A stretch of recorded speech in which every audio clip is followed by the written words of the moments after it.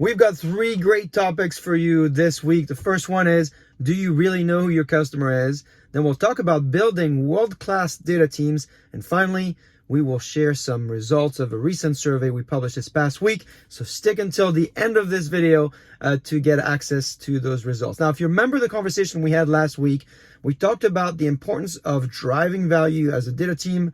Regardless if you're running a small team or scaling an organization, you need to understand who your customer really is. And we discussed this exercise of the bullseyes exercise that I've used in the past to zero in on who truly is your customer by identify who your non-customer is, And the reason for why I like the bullseyes exercise makes it easy for your team to visualize the penalty they get by aiming wrong, right? I'm not a darts expert, but I know that when you hit right in the middle, it's 50 points. And if you hit just slightly to the right, slightly to the left, it's going to be 25 points. So the results for the same effort can dramatically change if you're wrong. And so that's why it's important to avoid the wrong customers.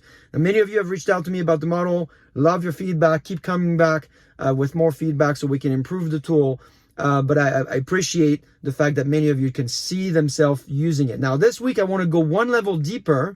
I want to drill into something called the jobs to be done. Now, if you're not familiar with the methodology and you haven't read this book here, Competing Against Luck, this is where Clayton Christensen explains really the methodology of the jobs to be done. If you haven't read the book, don't worry. I'm going to simplify. And the whole point of this video and the post is to demystify and enable you to deploy this at your own company, so you can build a durable advantage, have a customer-centric organization. What is this jobs to be done methodology? Is really simple. It allows you to ask the right questions so you can see reality through the eyes of your customers. There's a lot in the book, but there's at least 3 key principles I think are really important. The first one is this idea that customers know what they want. They might not know how to say it exactly. They might not find a solution that they, might work, but that's why you're here. You're here so you can ask the right questions, collaborate with them so you can find a solution that is going to solve their problem in a new and a better way. And by the way, here, the subtext is our problems haven't changed. It's the solutions that we apply to the problems that become better as we learn. And customers don't hire products. They don't buy products. They hire us. They hire solutions to solve these problems that they're dealing with that are getting in the way of getting to their goal. Your ability to ask high quality questions, I think, is a second principle of this book. And great questions start with how, they start with why. Go take a look at the blog to get more details on the specific questions you should be asking. Finally, when understanding a customer's problem, there are 3 things I think that really matter. You want to go after the goal. What is the specific goal they're trying to go for and solve for?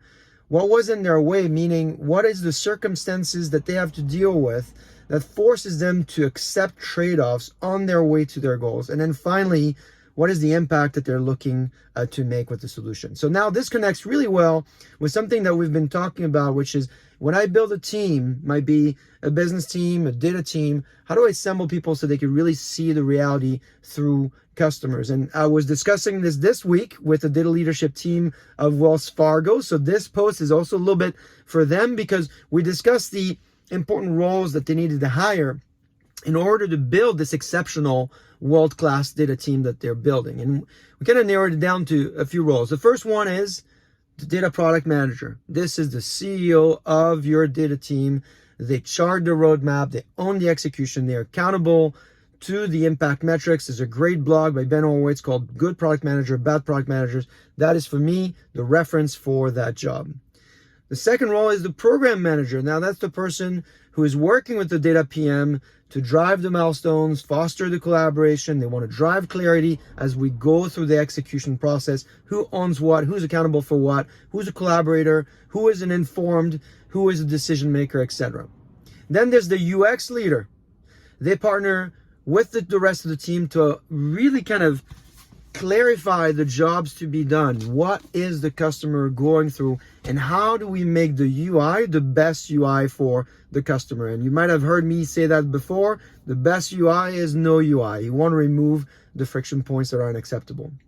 Then there is the data engineer. They design, they build, they deploy the data infrastructure that's required to collect the data, to store it, to process it, but more importantly, to activate it within your data products. Really critical role. In fact, Tony Baer this week wrote a great piece interviewing Joe Rice, who wrote a book on the data engineering profession. This is very popularized now, and so you want to look for those best practices. And then finally, the chief data officer, the CDO.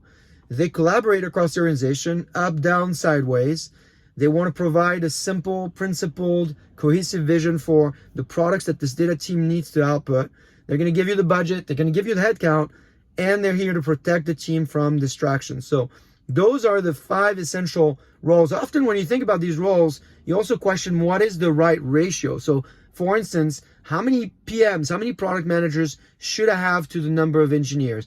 We asked this question through a survey that's really getting a lot of attention right now, and I want to thank the ones that have already put comments around, well, it depends on the maturity of the organization, it depends on the phase you're in, but in general, the survey starts to tell us anywhere between 1 to 12, 1 to 20, so 1 product manager for 20 engineers seems to be about the right ratio. Again, depends on the maturity and so forth. So we're going to talk more about this.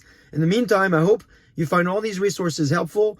Don't hesitate to ping me on LinkedIn anytime. I hope you have a great week. I will see you next week.